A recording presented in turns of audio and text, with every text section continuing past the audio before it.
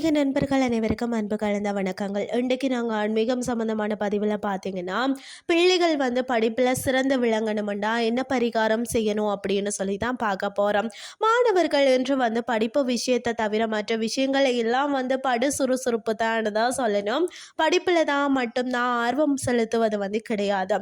உங்களுடைய குழந்தை படிப்பிலும் அதிகம் கவனம் செலுத்தணும் அப்படின்னு சொன்னால், நல்லபடியாக சிந்திக்கணும், நல்லபடியாக செயல்படணும் அப்படின்னு சொன்னால், கல்வி செல்வங்களை சிறந்து விளங்கணும் அப்படின்னால் ஆன்மீக ரீதியாக எளிமையான முறையில் என்ன பரிகாரங்கள் செய்வது அப்படின்னு சொல்லித்தான் இன்றைய ஆன்மீகம் சார்ந்த பதிவில் நாங்கள் பார்க்க போகிறோம். அதாவது பார்த்தீங்கன்னா, புத்திகாரகன் புதன் என்றால் பச்சை. பொதுவாகவே பச்சை நிறத்தை பார்க்கும் போதும் மன அமைதி ஏற்படும், கண்களுக்கு குளிர்ச்சி ஏற்படும் என்று சொல்வார்கள். அதனால் தான் பசுமையான இடத்திற்கு ஒரு பாசிட்டிவ் எனர்ஜி இருக்கிறதா. இந்த புதன் பகவானுக்கு உரிய கடவுள் என்று சொன்னால் அது பெருமாள் தான். புதன்கிழமை வீட்டு பக்கத்தில் இருக்கக்கூடிய பெருமாள் கோவிலுக்கு நீங்கள் செல்லுங்கள். பச்சை நிறத்தில் இருக்கக்கூடிய துளசி இலைகளை பெருமாளுக்கு நீங்கள் சாத்தி உங்கள் பிள்ளைகளின் பெயரை சொல்லி நீங்கள் அர்ச்சனை செய்து கொள்ளலாம். பெருமாள் கோவிலில் இருக்கும் நவக்கிரத சன்னிதானத்தில் பார்த்தீங்கன்னா புதன் இருப்பார். புதன் பகவானுக்கு 2 விளக்குகள் ஏற்றி புதன் பகவானையும் வழிபாடு செய்யணும்.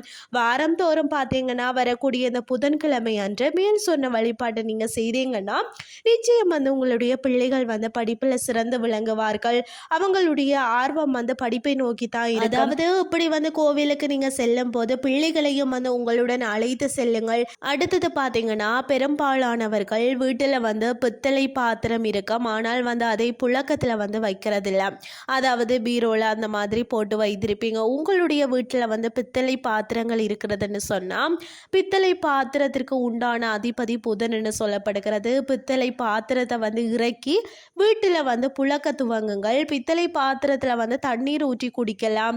அதாவது பித்தளை பாத்திரத்தில் சமைத்தால் ஆரோக்கியம் பெருகும். ஆரோக்கியத்துடன் சேர்ந்த புதன் பகவானின் சிறப்பாக செயல்படுவார்னு சொல்லலாம். அறிவு சார்ந்த விஷயங்களும் சீராக இருக்கும். உங்களுடைய வீட்டில் வெள்ளி தட்டு வெள்ளி டம்ளர் அல்லது வெறும் வெள்ளி ஸ்பூன் இருக்கிறது அப்படின்னு சொன்னாலும் பரவாயில்லை. குழந்தைகளை அந்த வெள்ளி பொருட்களில் நீங்கள் சாப்பாடை வச்சு கொடுக்கலாம். நீங்கள் சாப்பிட வைங்கள். அந்த பொருட்களை கொடுத்து பயன்படுத்த சொல்லுங்கள். வெள்ளி டம்ளரில் தண்ணி குடிப்பது, வெள்ளி ஸ்பூனில் நீங்கள் சாப்பிடுவது, அப்படியே இது போல் பழக்க வழக்கங்களை கொண்டு வந்தாலும் பிள்ளைகளுடைய கல்வி செல்வம் உயரும். அதே போல் ஒரு செம்பு தகடு நாட்டு மருந்து கடையில் கிடைக்கும், வாங்கி கொள்ளுங்கள். அந்த தகட்டில் எதுவுமே எழுதக்கூடாது. சின்னதாக இருக்கும் அந்த செம்பு தகடை பிள்ளைகள் படிக்கக்கூடிய, அதாவது பேக்கில் நீங்கள் வைக்கலாம். அவர்களுடைய படிப்பு மேம்படும் என்பது நம்பிக்கையாக சொல்லப்படுகிறது. அதில் காப்பரில் ஏதாவது ஒரு நாணயங்களை நீங்கள் உங்கள் வீட்டில் இருந்தாலும் சரி, அதை எடுத்து பிள்ளைகளுடைய புத்தக பையில் நீங்கள் வைக்கலாம். அதாவது பார்த்தீங்கன்னா, மேல் சொன்ன விஷயங்கள் அனைத்தையும் பிள்ளைகளுடைய படிப்பிற்காக சொல்லப்பட்டுள்ள பரிகாரங்கள். இது அத்தனையும் ஒன்று சேரத்தான் பின்பற்றணும் அப்படின்னு சொல்லி அவசியம் கிடையாது. உங்களால் எது செய்ய முடிகிறதோ அதை நீங்கள் செய்து பலன் பெறலாம் அப்படின்னு சொல்லி கோரிக்கொள்கிறேன். இன்றைய ஆன்மீகம் சார்ந்த பதிவு உங்களுக்கும் பிரயோசனமாக அமைஞ்சிருக்கும். இதே மாதிரி மற்றும் ஒரு ஆன்மீகம் சார்ந்த பதிவோடு உங்களை சந்திக்கிறேன். நன்றி.